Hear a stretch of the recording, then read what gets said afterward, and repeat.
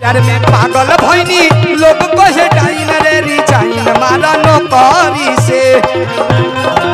अरे जियो धर्मेंद्र बाबा जोड़ा नहीं खे दिलीप भैया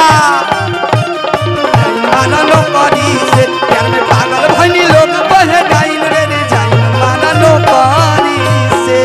देखिए भैया एगो औरत के पति प्रदेश में बाड़े बाहर में नौकरी करता रे।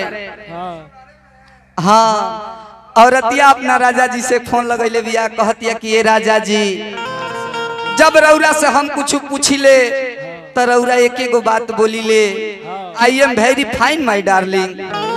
ई कहिया ले बोला बे राजा जी। औरतिया कहतिया कि फोन जब करी ले अरे तो कहा वेरी फाइन रे अरे रिजाइन मारो नौकरी से। ए राजा जी मैं गांव के लोग हमरा के डाइन कह के ताना मारत है। ए बलमुआ आ तू बताव कि हई नौकरी करता रह ए नौकरी से धर्म करम ना चलिए राजा जी। औरतिया कहतिया कि फोन जब करीले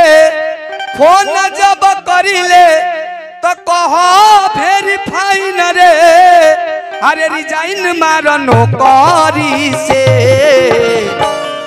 तो प्यार में पागल भइनी लोग कहे डाइन रे रिजाइन मारो नौकरी से।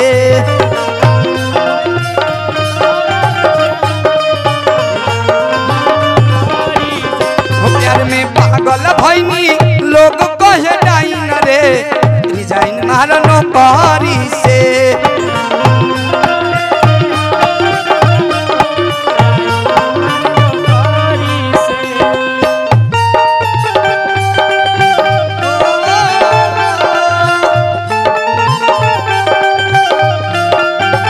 जय हो धर्मेंद्र बाबा जोड़ा नहीं खे दिलीप भैया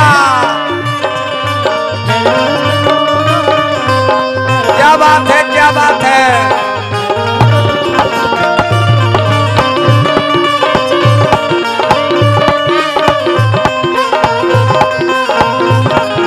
जय हो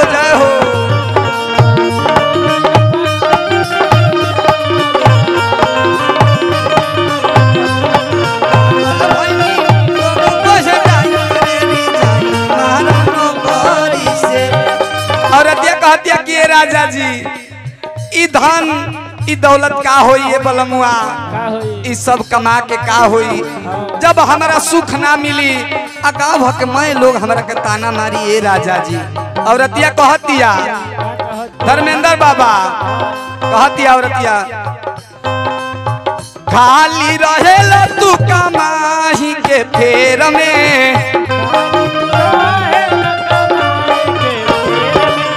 कटतावे जिंदगी ने हमारे अनेर में।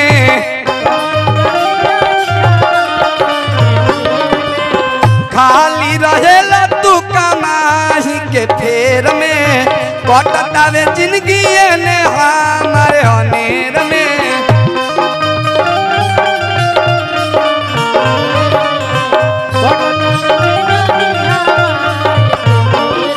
औरतिया कहतिया कि राजा जी इतने ना अब सुना है गांव के सब छोकरा लड़का का कहता रे से राजा। औरतिया कहतिया गांव भर के लड़का सब अरे कहेले सड़ुआइन हो रिजाइन मारो नौकरी से। प्यार में पागल भइनी लोग कहे डाइन रे रिजाइन मारो नौकरी से।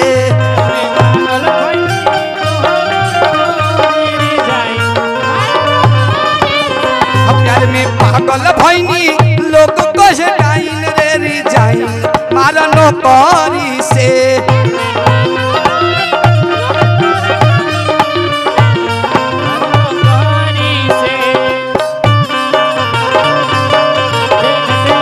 क्या बात है क्या बात है।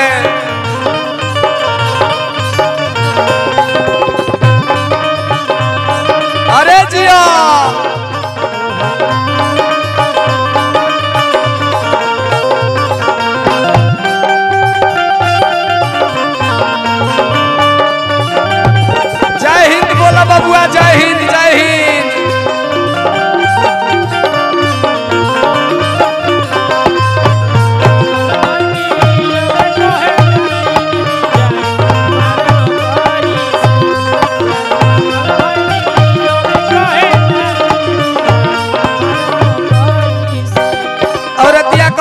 ए मुन्नीत बाबा औरतिया कहतिया कि ए राजा जी इतने लेना हई जहिया से मोबाइल आइल बानू ए राजा तहिया से हमार सारा गत बीत जाता ए बलमुआ। औरतिया कहतिया जहिया से आइल बाटे चाइना मोबाइल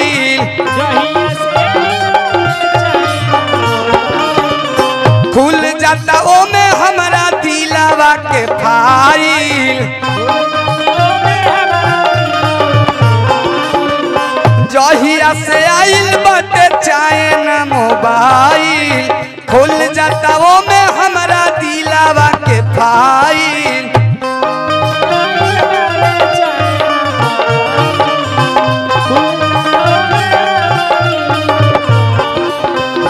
ए राजा उतने लेना हई तहार माई या बहिन घर में बैठल बावे लो इहो ताना मारता लो ए बलमुआ। औरतिया कहतिया सासु नदिया रोजो सासु नदिया रोजो सासु नदिया रोजो अरे रहेल खिसियाइल हो रिजाइन मारनो करी से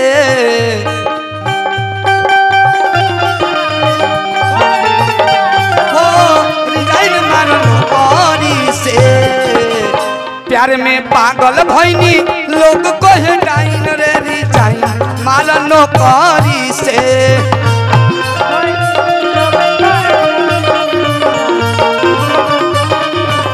प्यार में पागल भइनी